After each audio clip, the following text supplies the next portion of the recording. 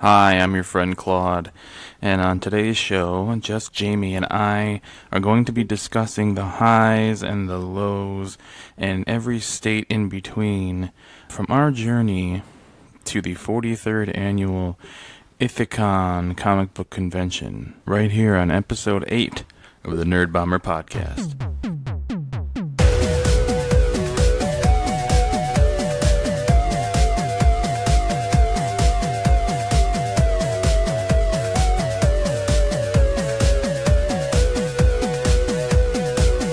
It's been 2 weeks since we have recorded and released an episode. What have you been up to? What have I been up to in life? Just living, man. That's all anybody can ask for. This is true. Sometimes that is a struggle. As I found out firsthand on St. Patrick's Day. I didn't intend to have this turn into a depressing discussion of death, and yet here we are. Here we are. That's actually not what I was referencing on St. Patrick's Day. That was only the second horrible thing that happened to me that day. So yeah, my uncle passed away on St. Patrick's Day in the morning, and my top left back teeth decided to turn on me and cause me an entire 24 hours of searing agony due to years and years of neglect. Anybody want to make out? I hate to laugh at you, but it's hard not to when you put it like that. Yeah, well, we got to be honest. I have to say, I can't empathize very well because I don't have any wood to knock on near me, but I've never had a single cavity, no teeth issues. Even my wisdom teeth just kind of grew in. I had space for them. I actually was lucky in the wisdom teeth department, too. I never had any like pain or crowding or anything that people discuss and go through. But what are you, some kind of regular brusher, flosser, mouth rinser? Oh, the thing is, like, I brush, but I'm not crazy about like flossing every day or after every meal or mouthwash. Like, I just do like the very basic maintenance. I'm just lucky, I guess. Speaking of Masters of the Universe,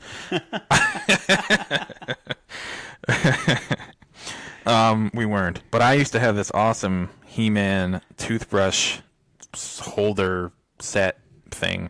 I didn't have it like as the complete set. I got the base. It was like an electronic toothbrush, but it had like a talking He-Man base that you could put the toothbrush in that was shaped like Castle Grayskull. Amazing. And when you push the button on this base, here's what he said.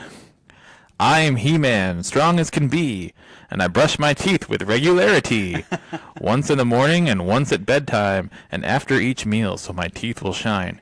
You'll remember this saying if you rehearse, then you'll be like the masters of the universe. Kind of felt like Lanny Poffo just then. Wow. First of all, Lanny Poffo is an interesting reference to make in this moment. Maybe we'll have to get back to that one. Secondly, you just recited that from memory? From memory. That's impressive. Well, you heard the last part. You'll remember this saying if you rehearse. Well, I guess you did. I think just pushing the button 4,000 times. I guess so. But you know what? There is a not matching, but a complementary version of the same thing with Skeletor and Snake Mountain instead of He-Man. I don't know what that says. I wonder what there must be some sort of similar thing. That is a serious hole in your past experience right there. I'd suggest it needs to be filled. And to do that, I'm actually definitely going to look that up right now. Somebody's got to have that. I'm Skeletor. I have no fucking teeth. Because I don't brush them. You toothless terror! Skeletor. It is amazing how for such a visually striking character, his voice is just really something else. Yeah, well, the cartoon version anyway. Well, of course. The Frank Langella version is suitably more evil and Shakespearean. Does anybody recognize the Frank Langella version of Skeletor ahead of the animated version of Skeletor besides you? Well, I don't know if I could say ahead. Like when I say, what does Skeletor sound like? Assuming anybody has any experience with Skeletor, they're going to say, he sounds like this. Maybe, yeah, mostly. I'm sorry. I know you love the Masters of the Universe movie, but he has nobody's going Frank Langella there. I don't know. It depends on the topic because he has some real quotable stuff in there. I'm sure he does, and he's a bright spot in that movie, but... You know what? Maybe they didn't make a Skeletor version. Oh. All that's coming up on YouTube is He-Man himself. Skeletor talking toothbrush. Come on, Google. Give us what we want. Let's see what we get here. Yeah. It's just He-Man. So well, what are you wrongly remembering then? I thought for sure I had seen that there was both a He-Man version and a Skeletor version released, but I don't know. I mean, just because YouTube doesn't have it doesn't mean doesn't exist. But here we go. I'm He-Man. I'm strong as can be, and I brush my teeth with regularity. Once in the morning and once at bedtime, and after each meal so my teeth will shine. You'll remember this saying if you rehearse, and you'll be like the masters of the universe. Pretty much word for word. For the first, 9/10 of that, he sounds like a newscaster from the 40s. Hey, now listen to this. Here's the latest story we've got here coming from the boys overseas. I'm He-Man, see? Yeah, that's true. I mean, I think it was just the quality of the recording. I mean, there's also a train in the background there, so. Yeah. Well, I'm vindicated on He-Man. Never would have doubted you. So, my teeth are technically in bad shape. Is what the basis was for that story. I seem to have gotten by this particular instance of agony by a combination of extra strength CVS brand Tylenol gel caps and this weird little kit by a company called Dentec that involves little miniature Q-tip looking things that you snap off of a plastic thing and you stick into a holder and you dip it into this little jar of basically numbing stuff and get all up in your mouth into the little spaces. And I actually only had to use that once or twice. I thought this was going to be my new normal, my new regimen. Somehow the pain just stopped, which is great because... I guess that's a good reason to continue to ignore the problem then. Well, no, but I am going to continue to wait it out in the sense that I am currently uninsured and I will not be able to get any until pretty much the end of August. So if I can just make it that long. And enjoy your summer. Yeah. Are you on staff in the summer? What do you mean? Do you get a layoff over the summer months? Oh, yeah, I'm off for 3 months. Oh, see. So, yeah, it's like a vacation that you're forced to try to enjoy, even if the pain comes. I'm going to have plenty of time to focus on nothing but all of the problems and flaws in my life and physical body. So, yes, there is indeed a Skeletor version of that toothbrush. All right, so YouTube was not providing it, but Google has. Which is even worse because now I can just see the picture of it, but I'll never know what he says. Well, Google's not giving you that. God damn it. The lyrics to Skeletor toothbrush. Yeah. Whatever. I feel like somebody must have a written transcript somewhere. You'd think so. I mean, I would hope so. Yeah. How can we go on without knowing? I know that anybody who is hearing this is thinking of nothing else but that now. I think it's safe to say that we'll all be up late. We'll all be up at night, wondering, thinking, wishing. Yeah. Well, someday perhaps we'll find those answers. Yeah. Now this segue is appropriate. Speaking of Masters of the Universe, we went to a local comic convention on Saturday. Indeed we did. And Masters of the Universe was key to the central part of my purchasing habits. Yes. On that day. It was also, it almost was central to my purchases, but I ended up backtracking from that stage. This actually, it connects to the toys thing that we had planned on talking about today, but one of the displays had some old Masters of the Universe action figures, and as a kid, I was never really that much into Masters of the Universe. I had a few of the toys, kind of a weird collection, almost none of the main characters. Certainly not He-Man, but I had Prince Adam, which is kind of lame and also kind of awesome. Of course, Prince Adam is He-Man before he turns into He-Man. And so I had a Prince Adam figure of all things, and my toys a lot of the toys I had as a child have long ago since vanished. And but they had a Prince Adam figure there, and I was very tempted, but the price point was just a little too much for me to make the commitment. Yeah, I actually came home. Yeah, the guy wanted absurdly high prices for all of his loose, not complete action figures. Unpackaged and with playware. Yeah. What did he say? He wanted like $25 just for Prince Adam? $25, yeah. No weapons, no accessories. So I came home and looked on eBay for some of that stuff. I think, what did he say, 70 for, like, he had like a vehicle and like 4 figures or something like that? Yeah, the Track Crawler or something was the name of it. And Attack Track. Attack Track, yeah. 5-6 figures. They had one on eBay that day. It didn't say whether it worked or not, and that one worked, so that's cool. But it looked identical in terms of like the condition and everything, and they wanted $13.75. So let's get real here, a little over half of what he was asking for that figure. Right. Oh well, opportunity lost.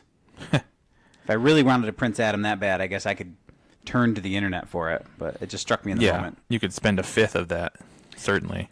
You did not come away with your Batman bank. We had talked about that. Well, I took out $40. I haven't had a PIN number for my bank card in years, well over half a decade. Just because, for the very scenario that we found ourselves in Saturday, where I wanted to avoid temptation. Mm-hmm. So if I couldn't get money out of an ATM, and they didn't take cards or whatever, then I just couldn't spend money. Mm-hmm. Well, that changed because my bank, it used to be pretty much right here on the same street as me, and now it's way out, miles away, out by Walmart. Obviously, that doesn't mean anything to whoever's listening to this, but so it's a couple miles away from me now, and it's no longer possible for me to just walk a couple steps over to it. I don't drive is the issue with that, so I don't have a car anyway. So it kind of helps me to. There's an ATM at my job, like an actual my bank ATM, so there's no like fee or anything. Yeah. So if I need to get out money because I still have to pay my rent in cash and certain silliness like that, I'm kind of forced to have a PIN number now. And Saturday at this comic convention was the inaugural usage of my new PIN number. So I took out $40, banner day. Did a little fast cash thing, and I figured that was my spending limit. I didn't even want to spend $40 there, but just that was the tops I was going to allow myself to do. Sure. And I think by the end of it, I spent because we got lunch after that. So between that and lunch, I spent just about all of the $40 cash I had. Wow. And I only came away from the convention with like 5 or 6 comics. And most of them Where cheap. did it go? I don't know. Maybe. Yeah, I don't know. I think most of it was lunch. But anyway, they had the whole reason I did go take money out was they had a box of 1989 Batman cereal still wrapped in plastic. And why is the cereal wrapped in plastic, you ask? Because it's, instead of a toy inside, it came with a Batman-shaped piggy bank strapped to it in the plastic. Michael Keaton Batman, just so there's no question. I had this exact thing as a kid. It was always one of my favorite, I guess, just promotional items. I have fond memories of that whole time period, the cards and Batmania and all that stuff. But the cereal and that bank specifically. And I've seen it over the years on eBay and wherever else. And I just out of curiosity, because they had a very poor pricing setup. It was pretty hard to find. They had like this handwritten cards that were like stuffed next to things and just had like lists of stuff, and you had to kind of like go around the table and match up what they were talking about. So I finally found the one with the Batman cereal price on it. They only wanted $15. So I thought, Jesus Christ, I'm gonna hop on that. And ended up I didn't want to like go to the ATM, come right back, and carry this Batman cereal around the whole time. So I'm like, yeah, let's look through the cheap comics. And by the time I got back to the Batman cereal, the cheap comics kind of piled up. It's funny that we both saw something that we wanted because it reminded us of some childhood thing. Right. And neither of us came away with it. Right. At least your excuse is better than mine. Price point. Yeah. I did, despite all my limits to kind of fight against my own spending habits, I kind of illustrated immediately exactly why those limits are in place. It took zero time for you to demonstrate the problem. I was pretty much wheeling and dealing from the ATM while the money was coming out of the machine. I'm good for it, I promise. Look, it's coming out now. I only spent $9 at the convention. Nice. Yeah, I came away with. I had an interesting. Well, did you want to talk about the comics that you got? That's how you got into the Masters of the Universe thing. I don't want to sidetrack you here. Sure. We'll give a recap of what we got. Sure. If you're a user of Instagram, you can follow me at Your Friend Claude and see these for yourself. The pictures of each and every comic I purchased that day. But the two, I guess, crown jewels in my purchase pile were, well, first we looked at this one table that had an assortment of $2 random comics, and most of them were in boxes, but then he had like a spinny rack, the old classic style spinny rack. Spinny rack, yes. That's the technical term. Yes, of course it is. Complex jargon. For some reason, I didn't think the spinny rack would be $2 as well, but once I started looking, I realized they all were. And on that spinny rack, there was issue 2 of the original Masters of the Universe miniseries put out by DC Comics in 1982. Again, I'd always seen pictures of that. The covers of each of those issues in that series are, I guess, fairly famous or fairly recognizable in the comic book / toy / 80s pop culture world that I pretty much spend 99% of my time in. So I've seen those. So it was cool to see it in person, and for $2 it was in really great condition. So I snatched it right up. But of course he didn't have number 1 or number 3 to offer me. So by the time we got to the end of our little journey at the same table with the Batman cereal and the He-Man toys, I just happened to find issue number 1 in the almost identical condition, really nice. Except this guy wanted $10 for that. Oof. Oh, I fucking gave it to him. I didn't realize that you spent $10 on that. That was 10 on just that one. Yeah, I did not notice that. But I mean, if you I guess if you average it out, if you justify it in your brain, I got issue 1 and 2 for essentially $6 a piece. Right. It's not too bad, yeah, especially for their condition. When you break it down that way, it's more reasonable. Yeah, it'd been sweeter if I'd gotten all 3 for that, but yeah, it gives me something to hunt for at the next comic convention, I guess. Yep, this is true. Yeah, I didn't really go in with any particular objectives. I'm not really a comic collector. I enjoy comics and superheroes. I'm not really a collector because I have issues with. It's hard for me to have just a part of a story, but comics are kind of like soap operas. They've been telling the stories for decades and decades and decades. So you're always going to run up against a wall and not have the rest of the story. I just remember as a kid, and I told you about this when we were there. For a birthday, I got a box of random comics. I have no idea. I think my parents gave it to me. I have no idea where they got it. It had a lot of pretty cool reprints. I mean, they weren't the originals; they were reprints, like the first edition or the first appearance of Spider-Man and Iron Man and some other characters. Really cool stuff. Even if it was a reprint, it was cool. And there were some other like sort of partial stories. For some reason, it would just happen to have like 2 issues of a given like story, but not the third. And I just was very frustrated by that because I didn't know how the story ended. Right. And so that sort of has stuck with me. So I have a hard time just buying a comic out of a display box because it's not the whole story. Yeah. So, and I know that you collect comics based on different criteria, and I think that's a smart way to go. Maybe I'll start trying to get myself in that mode of thinking in the future. Well, I think so, especially when going to conventions or secondhand stores or anything that has older items for sale, especially comics. I I guess I don't even care about things in terms of like a complete set or like story continuity or whatever. Unless I feel like if I was looking for a certain story arc in a comic, it would be more modern. Well, mostly because I couldn't afford probably to collect a really important story arc in its entirety from Right. the Bronze Age or anything. Because if you're looking to collect it, so are other people, and Yeah. those are going to be the expensive things to get. Yeah, for sure. So I tend to just, and plus I'm so absurdly visually oriented for the most part that I'm all about like a really awesome cover or a certain artist that worked on that issue. I have, a handful of favorites, and I could just,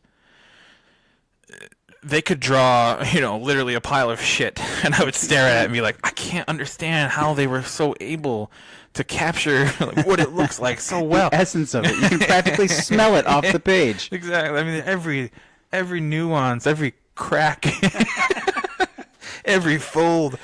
Yeah. So every strata. Jesus Christ. But yeah, so Really paint a picture with words. Exactly.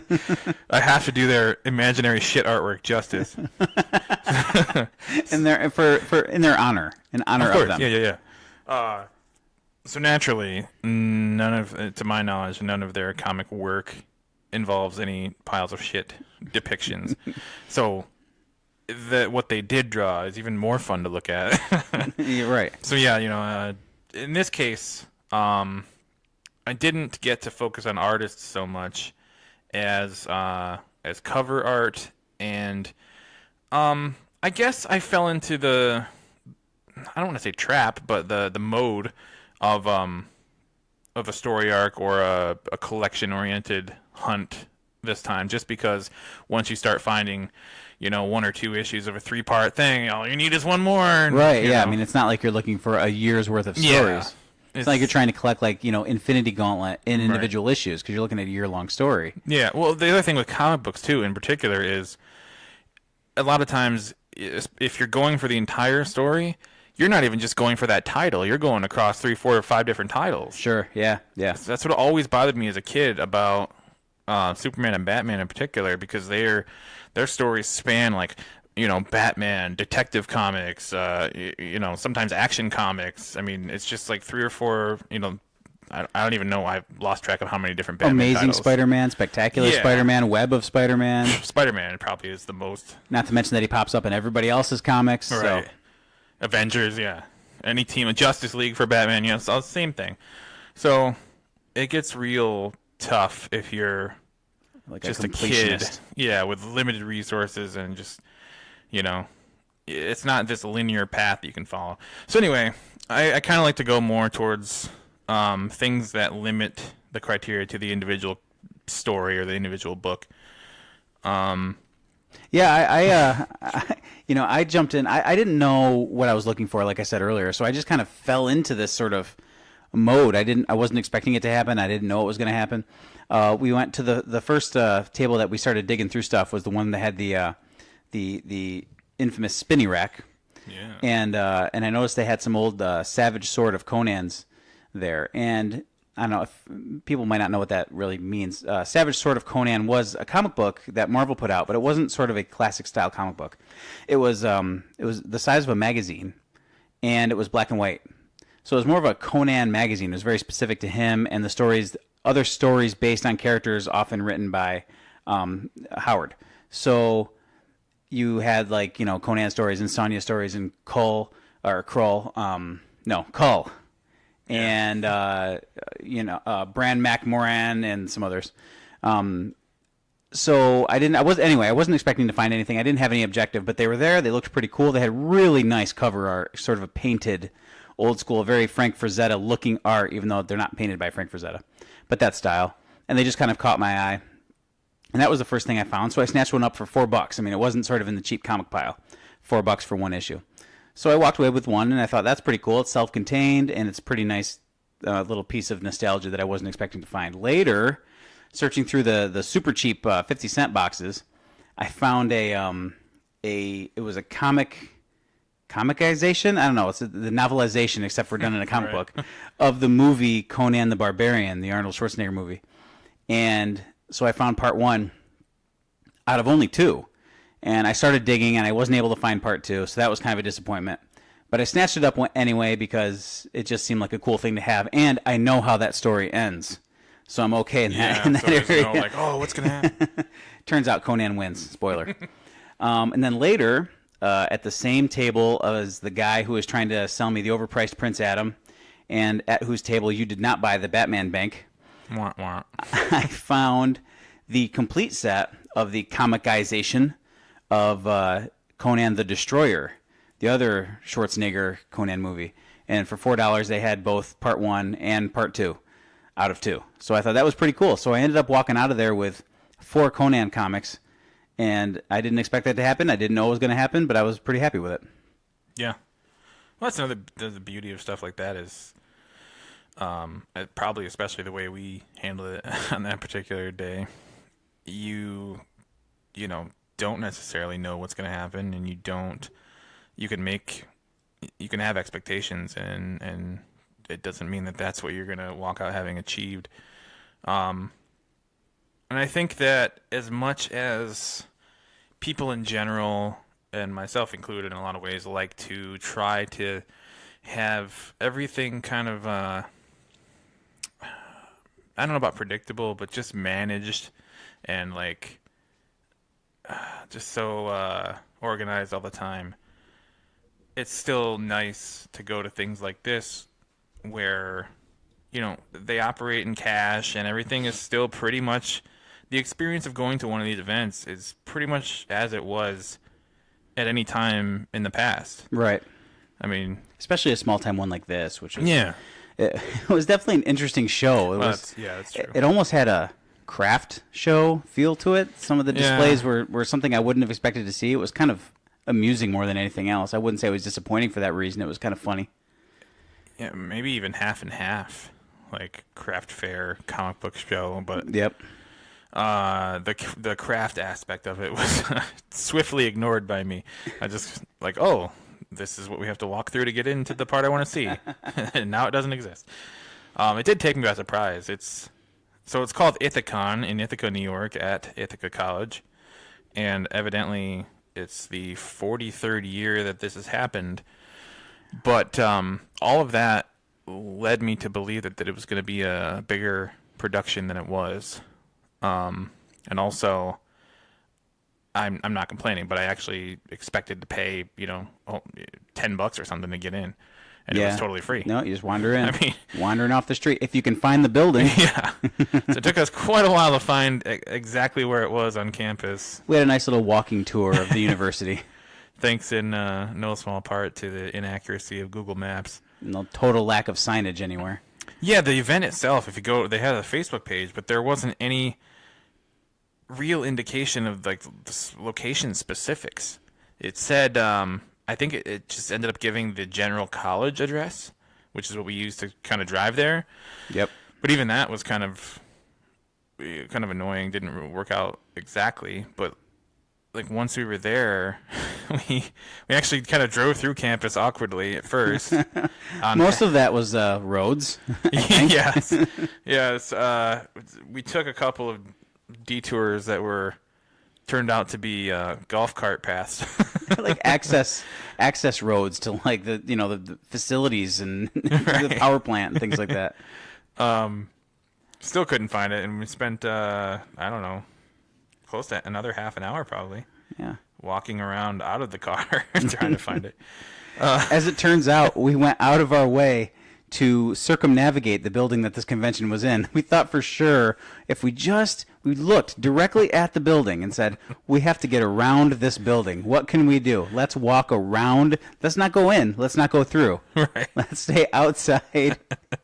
Well, the building itself where the event actually ended up taking place was kind of the chief obstacle to us in our initial attempt to navigate. It was, if only this building wasn't in our direct way. Because the way they had the destination marked on the map, it was like just above and off to the left of where the actual building was. So yeah, it was quite an adventure worthy of comic treatment itself. But It was an epic quest indeed.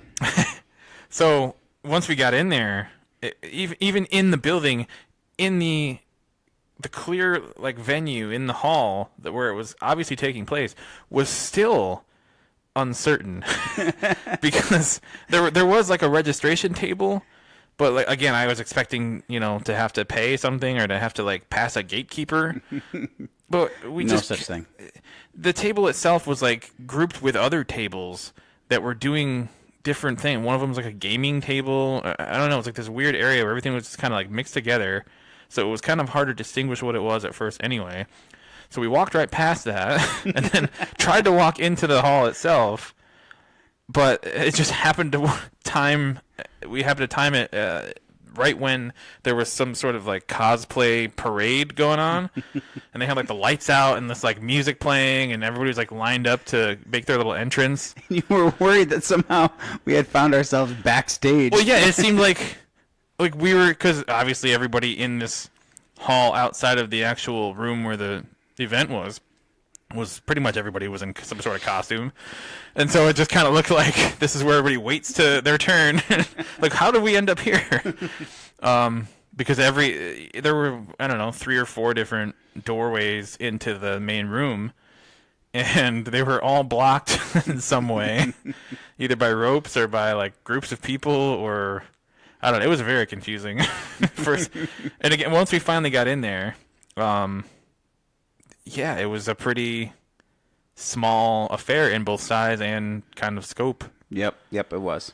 So, yeah, but what a story.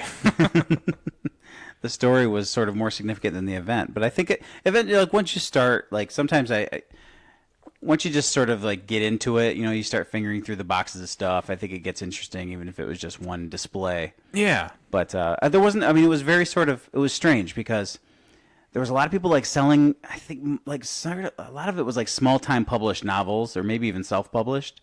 There was the weird like crafts tables, like superhero pillows and blankets. A few comics places. The one guy had like toys and stuff. It wasn't a super. Well, I guess it was eclectic in a way that maybe I would not prefer it to be eclectic. I don't know. Right. Yeah. Well, I mean, I don't know. I guess what we're saying is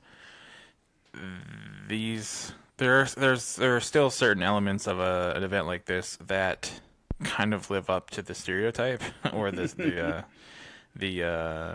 mocking comedic version of it that you see on. I'm just picturing like The Simpsons, how they always portray, fandom and Of course. Obviously that's based in some sort of reality, but yeah, I don't know. I mean, it definitely wasn't like an event that wasn't fun or something I'm like, oh man, I wouldn't go back to that again. Especially, it was basically on a whim that this even happened. Right. I barely knew that it even existed until like the night before we went. Right. And I just happened to ask you if you were available to wander up there. I had no idea. I never have Saturdays off, and I just happened to have it off for my sister's to take photos at my sister's baby shower later that night. So yeah, everything lined up. Well, it worked out. How serendipitous. But I think that speaks again to their lack of promotion. I think so, yeah, because I really hadn't heard about it, so maybe they could do a better job with that. I will say, though, it is fun to kind of do something like that and come away with stuff that you weren't expecting to get. Like, I don't have my eye on Conan stuff. I'm not like a Conan the Barbarian collector of any kind. I like the stories. I like the movies, which are very different, by the way. Right. But it's kind of cool to walk out of there with some random Conan stuff. I spent $9, and so I think it was still worth it. It was a fun thing to do. Yeah, I would certainly go back. I mean, this is another, I guess, chapter in our convention experience. I mean, I don't know how many you've been to without me, but I have only been to comic conventions with you. It just works out that way. Well, I am very honored, but I've been to one without you. Oh, my God. It was a sci-fi horror convention I went with my brother, so I must allowed. Apologize for that. Yeah, so it's kind of cool in a way because they're sort of the ones we have been to have followed this like upward trajectory in I guess the level of production or The size and scope. To do itness. Yes. Copyright it. So yeah, we well, I guess it almost follows that order. So we went to one in Syracuse that was probably comparable to this, Yep. if not maybe a little smaller because there were less people there and less people in costume. Yeah. And then we went to a very small one here in Cortland. I don't even know if you can call it a convention, but it was an event. They tried their best. Yeah.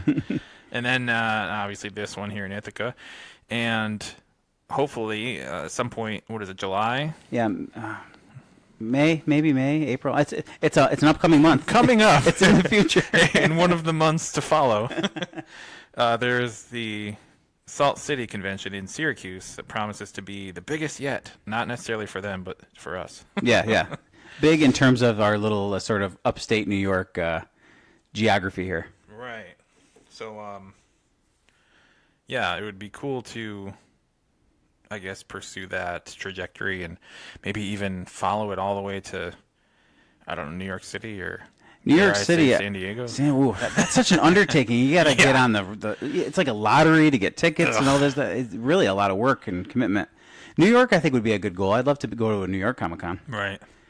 First things first, Salt City. Right. We gotta win the regional title first.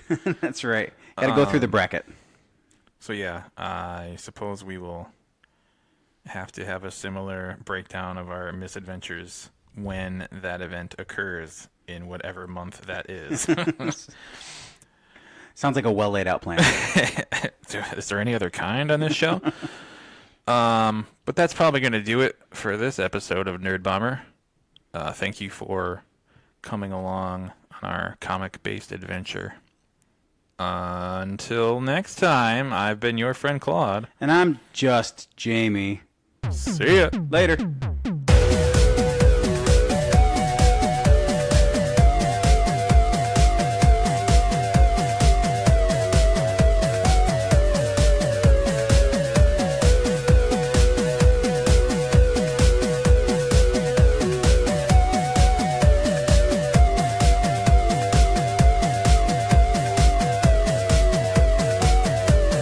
The N.E.R.D.Bomber podcast is a Ghost Factory